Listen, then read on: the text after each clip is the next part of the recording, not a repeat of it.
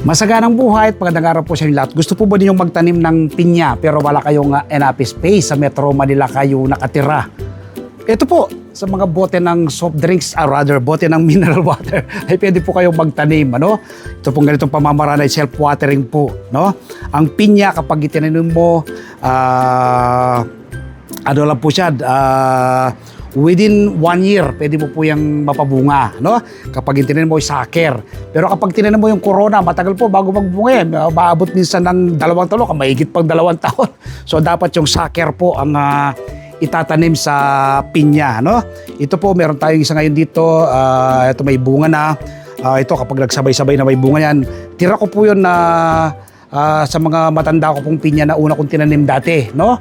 Sa mga regular ko pong followers, nakaraan, lahat po ng tanim ko ay may bunga na silang lahat. Ito po, 24 pieces po sila ngayon.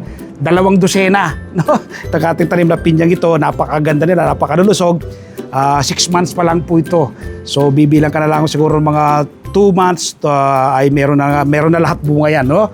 I-update ko kayo sa mga susunod na araw. Papakita ko po sa inyo kung alin po yung tinatanim sa pinya. Sa pinya po, ito yung tinatanim. Ito po yung sucker, no? Sucker po yung tawag dyan. Yan, no? Para usbong po siya, no?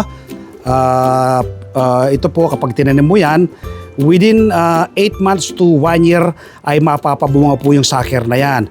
Pero kapag itinanim mo, ito pwede rin naman, mapapatubo mo to corona, no? Sa ibabaw ng bunga ng pinya. Itong koronang ito, pwede rin po yung itanim, pero matagal lang siyang magbunga, no? Abot po ng mga 2 years o minsan igit pa, no? Yan po yung ating mga tanim na pinya. Nakatanim po sa mga bote ng mineral water. Lahat po yan, no? Yan. Pag po yan nagkasabay-sabay magbunga uli, ay ganda pong tingnan yan, ano? Ang lulusog po nila, green na green, tingnan nyo po, di po ba? Ibig sabihin, maganda po yung ating pag-aalaga. Yung ating pataba, natural at organic pataba, ay na-absorb po sa ating mga halaman, no? Ang ginagamit ko po dyan ay yung lupa natin ginamit, 60% buwag ng lupa, 20% vermicast, another 20% ay coco peat, no?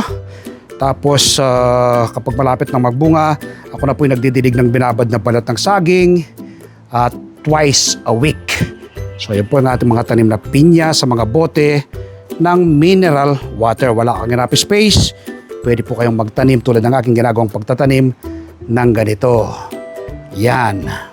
Sana po nakapag-share ako ng panibagong kaalaman at impormasyon kaugnay sa pagtatanim ng pinya. Kung may natutunan po kayo, i-share nyo po sa inyong mga kaibigan, sa inyong mga kamag-anak itong ating video tutorial na ito.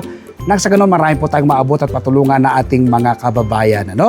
Mag-follow po kayo sa aking mga social media platform, Merlyson, ang Bagsak Reporter. Mag-subscribe po kayo sa aking YouTube channel. At syempre, invite ko po kayong manood ng aking TV show every Sunday, Masaganang Buhay, alas 7 hanggang alas 8 ng umaga sa 1PH Signal TV, Channel 1 at TV5. Napapanood po sa RP TV, YouTube at Facebook. Kapag araw ng po ng Martes, umaga po kayo ng kopya ng Filipino Star. Ngayon, meron po akong column dyan. Isinusuot ko sa aking column ang iba't ibang do-it-yourself tips at iba pang sekreto sa pagsasaka sa Facebook page, Facebook profile, TikTok.